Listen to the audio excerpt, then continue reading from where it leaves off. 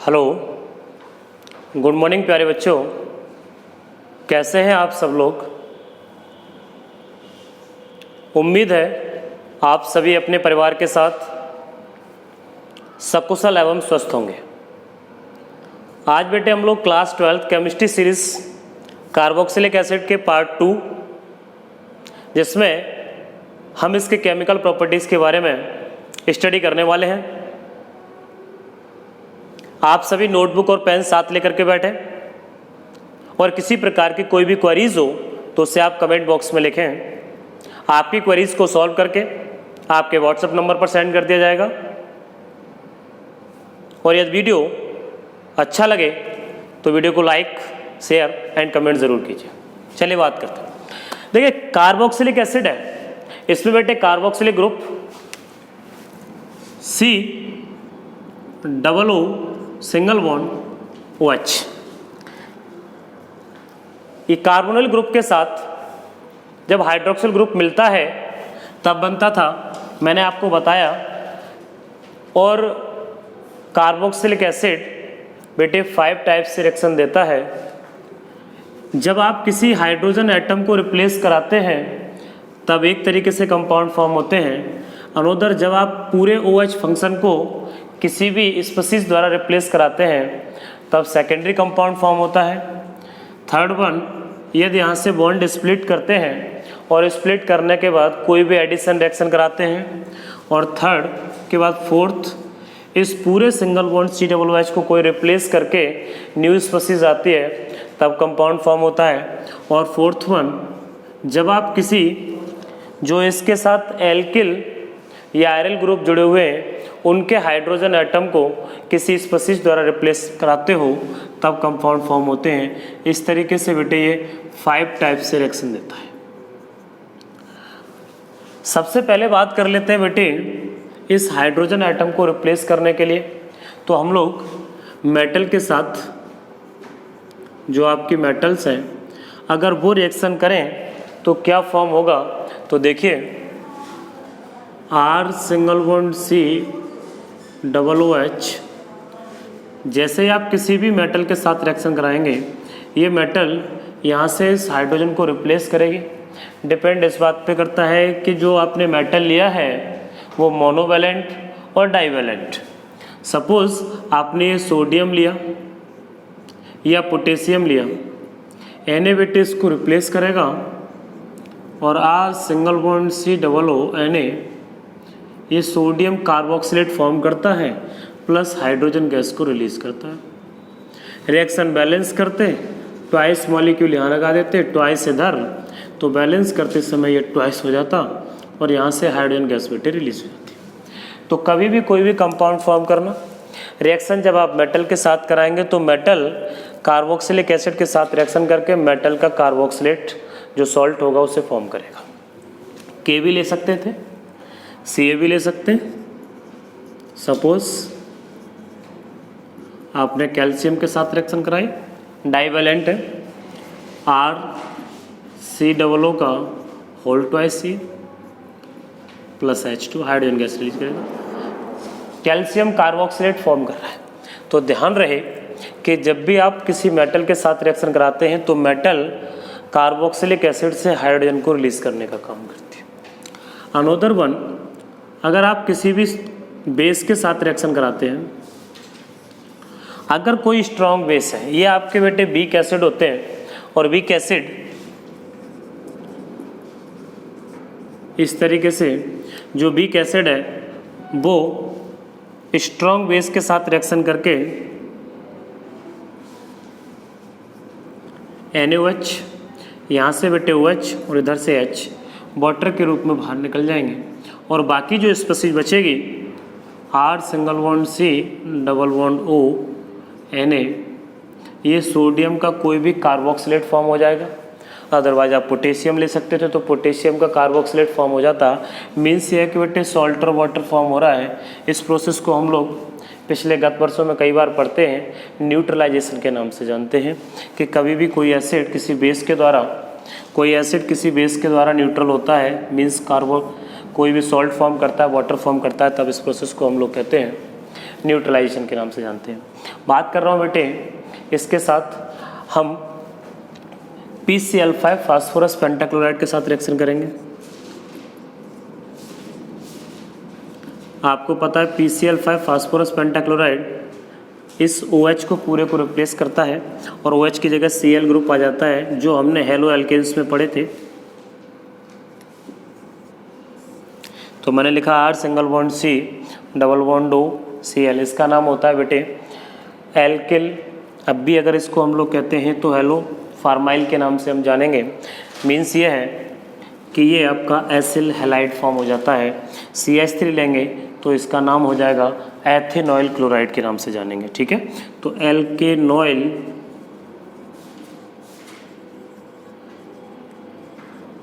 Chloride form हो जाएगा, okay, acyl है। अब PCl5 की जगह अगर आपने को साइड प्रोडक्ट पता है तो साइड प्रोडक्ट लिखेंगे POCl3 फॉस्फोरल क्लोराइड और HCl हाइड्रोक्लोरिक एसिड, ठीक है। तो ध्यान रहे, कभी भी कोई भी कार्बोक्सिलिक एसिड PCl5 के साथ रिएक्शन करेगा तो एल्केनॉइल क्लोराइड को फॉर्म करेगा। बात कर रहा हूँ बेटे, ये दे इसी कार्बोक्सिलिक एसिड से PCl3 फास्फोरस ट्राइक्लोराइड रिएक्शन करें तो भी बेटे यही स्पीशीज फॉर्म होती है, R single bond C double bond O और सिंगल बॉन्ड Cl। यहाँ से OH रिप्लेसेबल है Cl द्वारा, तो बनेगा R single bond C double bond O single bond Cl, alkanoyl halide ही बनेगा, प्लस इसके साथ कंपाउंड बनता है H3PO3। H3PO3 जिसे हम लोग फॉस्फोरस एसिड के नाम से जानते हैं। रिएक्शन को बैलेंस करते हैं, थ्राइस मॉलिक्यूल्स थे तो हमने थ्राइस मॉलिक्यूल्स ले लिए, तो रिएक्शन बेटे ये बैलेंस हो जाती है इस तरीके से अगर PCl3 था तो।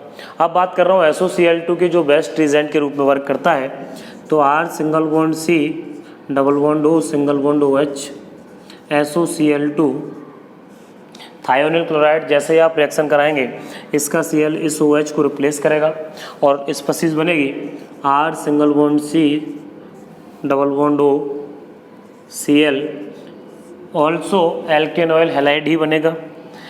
SO2 गैस है बेटे, प्लस Cl2 वो HCl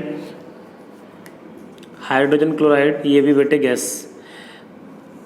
आपसे कोई पूछता है, यहाँ से एक रीजनेबल क्वेश्चन है कि आप SOCl2 को बेस्ट रिजेंट के रूप में क्यों यूज़ करते हैं, तो आपको बताना है कि SOCl2 जब भी किसी कार्बोक्सिलिक एसिड के साथ रिएक्शन करता है तो एल्केनॉइल हैलाइड फॉर्म करता है। साइड प्रोडक्ट के रूप में SO2 और HCl दोनों गैसेस स्टेट में फॉर्म करता है, जो बाहर सेल्फ से ही रिलीज हो जाते हैं।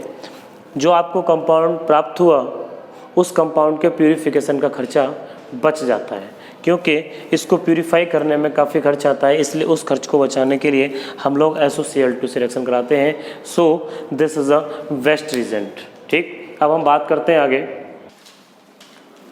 अब बेटे बात करते हैं हम लोग एनहाइड्राइड कैसे फॉर्म करेंगे।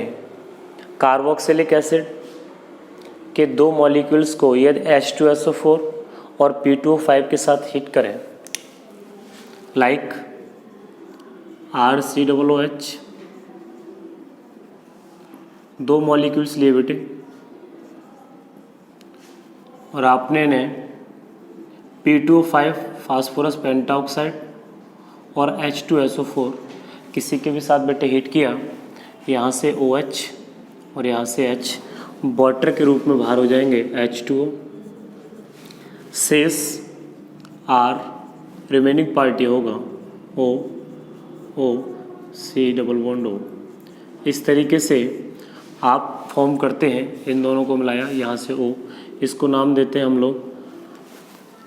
जो भी एल्किल ग्रुप था तो यहाँ मैंने बोला अगर CH3 ग्रुप ले लूँ तो एसिटिक एनहाइड्राइड, तो कभी भी कोई एसिड एनहाइड्राइड फॉर्म करना है तो उसके लिए बनाना होगा एसिड एनहाइड्राइड।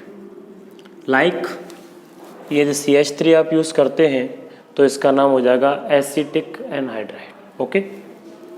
यदि आप यहाँ बेंजोइक एसिड ले सकते थे तो बेंजोइक एनहाइड्राइड इसका फॉर्मूला बन जाता। अब मैं बात कर रहा हूँ बेटे इसके बाद एस्टरिफिकेशन की।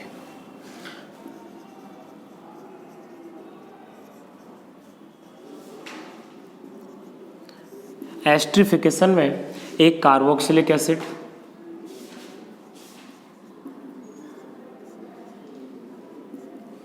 किसी अल्कोहल के साथ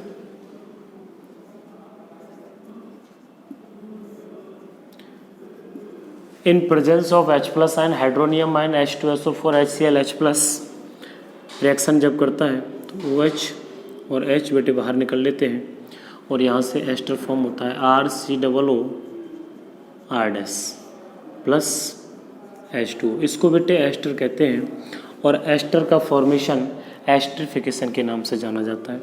इसमें से इम्पोर्टेंट मार्क करें, acetic acid CH3COOH plus HO C2H5 ethyl acetate के साथ H2SO4 की प्रेजेंस में अगर बेटे रिएक्शन कराते हैं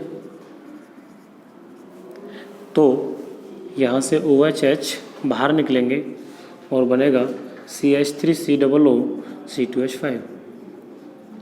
नाम हो गया बेटे इथाइल एसीटेट, एस्टर के नाम से हम इसे जानते हैं, और प्लस वाटर। इस रिएक्शन को हम लोग एस्टरिफिकेशन के नाम से जानते हैं। अगर बेटे इस H2SO4 की जगह डाइल्यूट HCl ले लें, suppose CH3COOH plus HOCH3, methyl alcohol की रिएक्शन डाइल्यूट HCl की प्रेजेंस में कराते वाटर बेटे बाहर हो जाता, एस्टर बनता।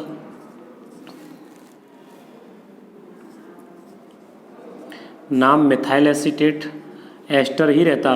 इस रिएक्शन को फिशर स्पेयरमैन के नाम से जानते हैं। ठीक, ये ध्यान रखना, कभी भी कोई भी एक एल्कोहल किसी कार्बोक्सिलिक एसिड के साथ जब रिएक्शन करता है तो वाटर को रिलीज करके एक एस्टर फॉर्म करता है। इस रिएक्शन को हम लोग एस्टरिफिकेशन के नाम से जानते हैं। यदि H2SO4 था तो एस्टरिफिकेशन, अगर हम डाइल्यूट HCl की प्रेजेंस में कराते हैं तो इस रिएक्शन का नाम फिशर स्पेयर के नाम से। अब बात करने वाला हूँ बेटे मैं एक important reaction with ammonia. Ammonia के साथ रिएक्शन करेंगे, देखते हैं क्या होता है। बात कर रहे हैं बेटे अमोनिया के साथ रिएक्शन की, तो देखिए ध्यान रखना, इम्पोर्टेंट मार्क करना बोर्ड एग्जाम। अमोनिया पहले कभी भी किसी भी कार्बोक्सिलिक एसिड के साथ अमोनिया कंबाइन होकर के RCOONH4 अमोनियम कार्बोक्सिलेट फॉर्म करती है, जिसे यदि अगेन हीट कर दिया जाए तो RCONH2 अमाइड ग्रुप इसमें आ जाता है बेटे। मैंने बोला RCONH2 अमाइड ग्रुप आ जाता है। ये ध्यान रखना, अगर मैं चाहता तो सीधा भी करा सकता था इस रिएक्शन को, यहाँ से ये बीच वाला पार्ट हटा करके सीधा RCONH2 प्लस H2 वाटर को रिलीज कर सकता था। अब मैं थैलिक एसिड के साथ रिएक्शन कराने जा रहा हूँ। R की जगह CH3 आप ला करके एसिटामाइड फॉर्म कर सकते हैं, like CH3COOH acetic acid. Ethanoic acid जब अमोनिया के साथ रिएक्शन करेगा तो अमोनियम एसीटेट फॉर्म करेगा, जिसे आप हीट करेंगे तो CH3 C double bond ONH2 acetamide form करेगा। ठीक बेटे, अब मैं बात कर रहा हूँ थैलिक एसिड की। थैलिक एसिड होता है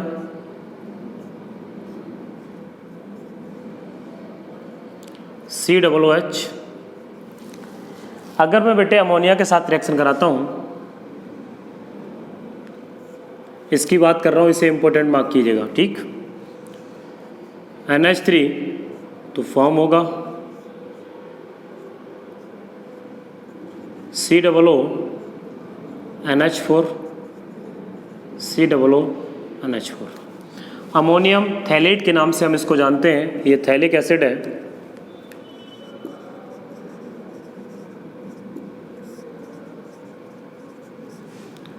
और इसे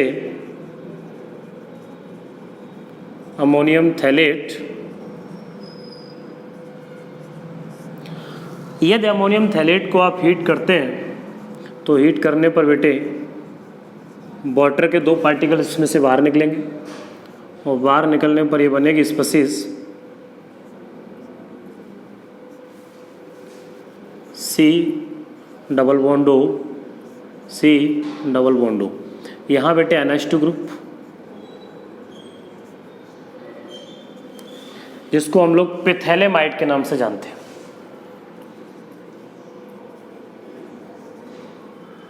पिथैलेमाइड।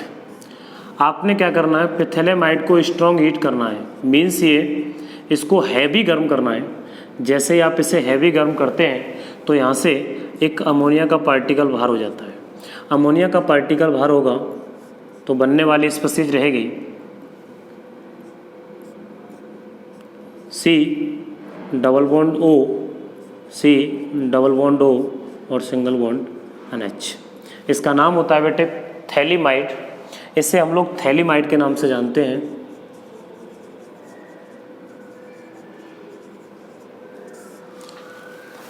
इस रिएक्शन को 1 से 2 बार करके ज़रूर देखिएगा। ये लास्ट ईयर बोर्ड एग्जाम में आई हुई रिएक्शन है, इसलिए कोशिश करें इसे 1 से 2 बार करके देखिए। चलिए बात कर रहा था, अब आपने यहाँ से बेटे अमाइड ग्रुप बनाया, तो अमाइड ग्रुप के बेस पर हम लोग एक रिएक्शन करने वाले हैं जिसका नाम होता है हाफमैन ब्रोमोमाइड। रिएक्शन के नाम से हम इसे जानेंगे, या हाइपोब्रोमाइड कहते हैं। Hopman bromamide reaction. फंक्शन ध्यान रखें, इसमें एक अमाइड ग्रुप लेंगे RCONH2 जो आपने अमाइड फॉर्म किया था, KOH और NaOH, इनमें से किसी एक के साथ कोई हेलोजन ब्रोमीन गर्म करेंगे। ध्यान रखना NaOH और ब्रोमीन दोनों को गर्म करते हैं तो NaOBr सोडियम हाइपोब्रोमाइड भी फॉर्म होता है। KOH साथ करेंगे तो KOBr, या यहाँ से KOH प्लस Br2 ले सकते हैं। हीट करेंगे, हीट करने पर NaOH के 4 NaOH आप देख रहे हैं, ये 2 Na और 2 Br, तो ट्वाइस NaBr की फॉर्म में बेटे ये बाहर हो जाएंगे।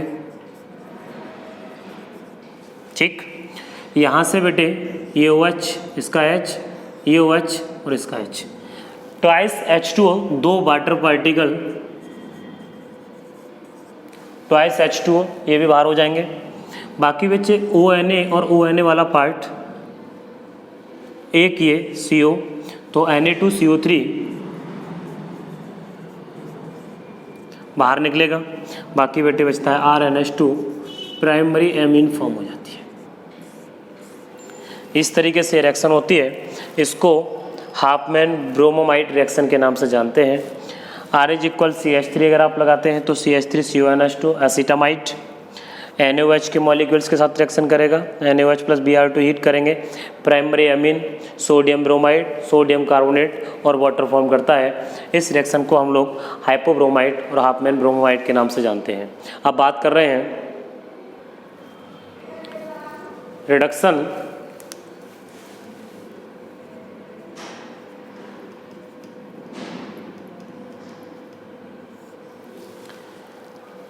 कार्बोक्सिलिक एसिड का यदि हम लिथियम एल्युमिनियम हाइड्राइड और ईथर द्वारा ये रिडक्शन कराते हैं बेटे तो अल्कोहल फॉर्म होते हैं।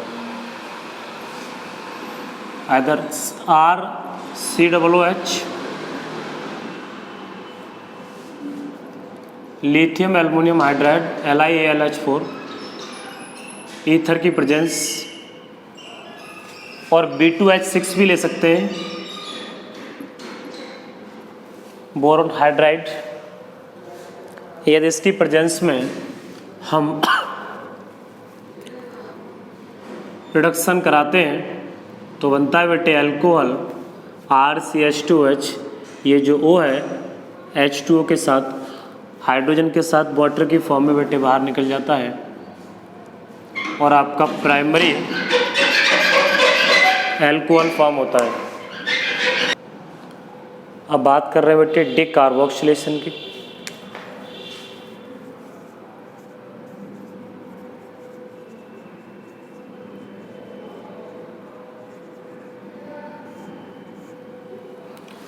सोडियम या पोटेशियम के कार्बोक्सिलेट, सपोज RCOO, ये सोडियम कार्बोक्सिलेट है बेटे। सोडियम कार्बोक्सिलेट को सोडा लाइम के साथ NaOH in presence of calcium oxide यदि हीट करते हैं तो Na2CO3 बेटे बाहर हो जाता है और बनता है R≡H प्लस Na2CO3। यदि आप चाहते तो इसको सिंपल भी लिख सकते हैं, RCOONA, ये CO2, NaOH प्लस CO दोनों मिक्सचर बेटे सोडा लाइम कहलाता है। इसे आपने हीट करना है।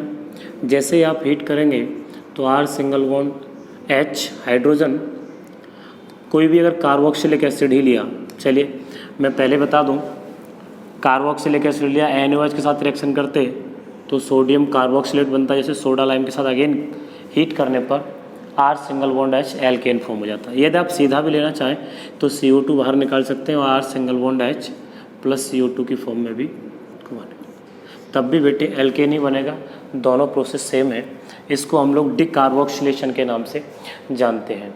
अब मैं बात कर रहा हूँ डिकार्बोक्सिलेशन के बाद कॉल्वे इलेक्ट्रोलाइसिस की।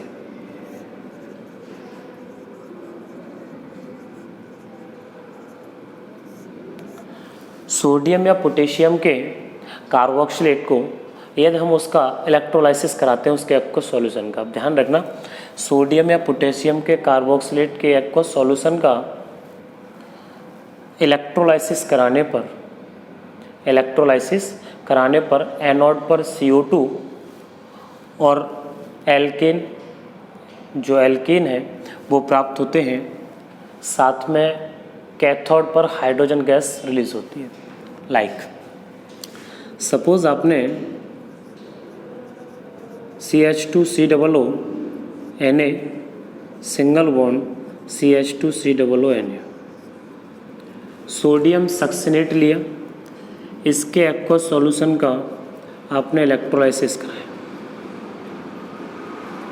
जैसे आप बेटे इलेक्ट्रोलाइसिस कराते हैं तो बनता है CH2COO single bond CH2COO plus twice Na plus.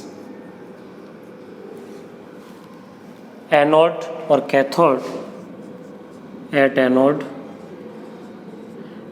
पर बेटे negative part CH2COO minus single bond CH2COO minus, CH2COO free radical single bond CH2COO free radical plus 2E minus, electron release होंगे, ऑक्सीडेशन होगा। अब आप क्या करते हैं, इसे अगेन हीट करते हैं, CH2COO, जैसे आप हीट करते हैं तो बनता है CH2 double bond CH2, bond generate होता है plus twice CO2, carbon dioxide gas release होती है, ये एथिलीन बेटे फॉर्म होता है। कैथोड पर at cathode twice Na plus 2E और सोडियम वाटर के साथ रिएक्ट करके सोडियम हाइड्रोक्साइड फॉर्म करते हुए हाइड्रोजन गैस को रिलीज करता है। इस तरीके से इस प्रोसेस को हम लोग कॉल्वेज इलेक्ट्रोलाइसिस के नाम से इसको जानते हैं।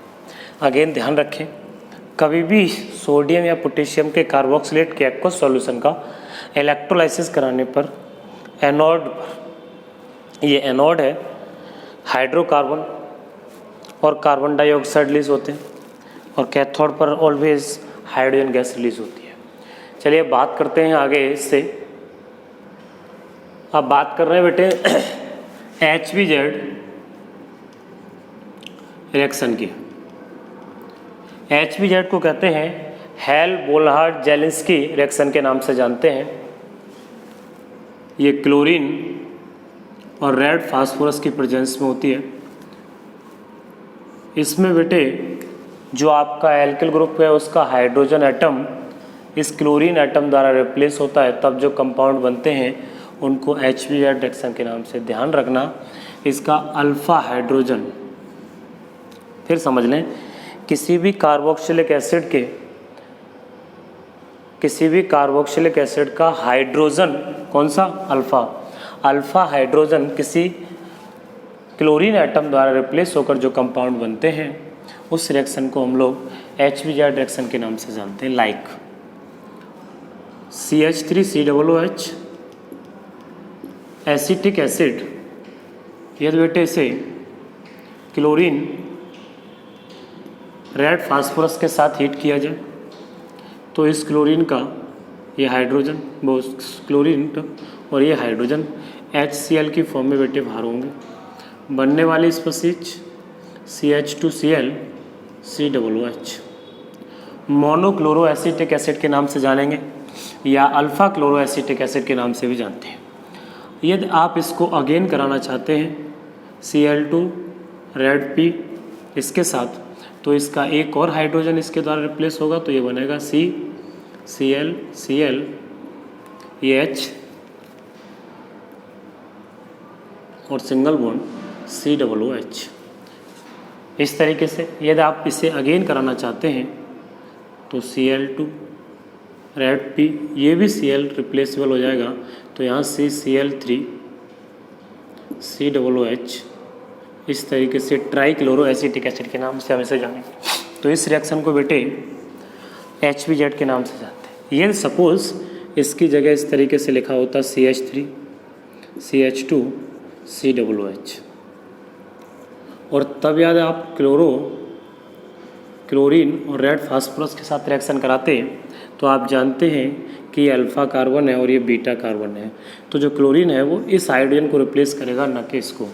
तो यहाँ से बनता CH3 CH Cl इस पर आ जाता COOH। इस तरीके से ये कंपाउंड फॉर्म होता है। ठीक है बेटे, चलिए बात कर लेते हैं। अब बात कर रहा हूँ मैं रिंग सब्स्टिट्यूशन रिएक्शंस की। चलिए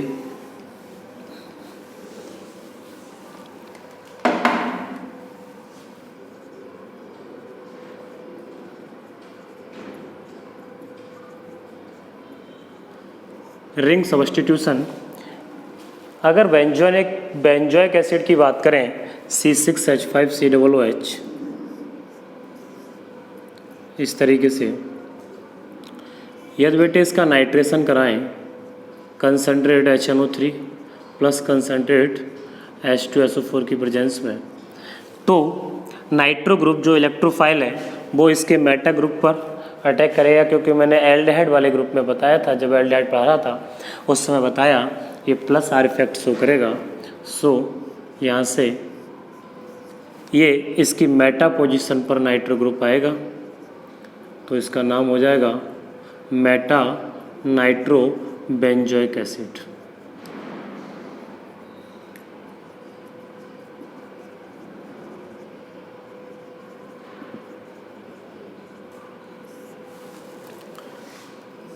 और यदि आप इसका सल्फोनेशन कराते हैं कंसनट्रेट H2SO4 के साथ, तो यहाँ से बनेगा सभी स्पीशीज मेटा पोजीशन पे आएंगे, तो इसका नाम हो जाएगा मेटा सल्फो बेंजोइक एसिड। यदि आप किसी हैलोजन के साथ कराते हैं, सपोज आपने क्लोरीन के साथ रिएक्शन कराई किसी हैलोजन वाहक की प्रेजेंस में, सपोज Fe और FeCl3 in absence of sunlight, जैसे सनलाइट की एब्सेंस में जब कराएंगे तो बेटे इसका कंपाउंड फॉर्म होगा मेटाक्लोरो बेंजोइक एसिड के नाम से हम इसे जानते हैं।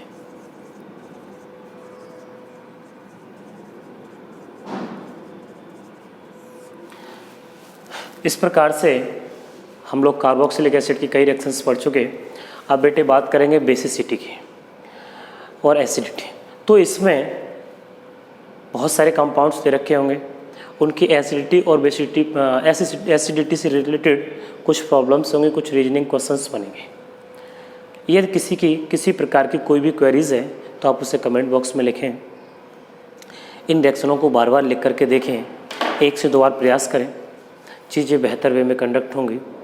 या किसी प्रकार की कोई भी प्रॉब्लम्स रहती है तो मैं आपसे बार बार निवेदन करता हूँ कि आप अपनी प्रॉब्लम्स को बताएं। आपकी प्रॉब्लम को सॉल्व करने का पूरा प्रयास किया जाएगा। Thank you.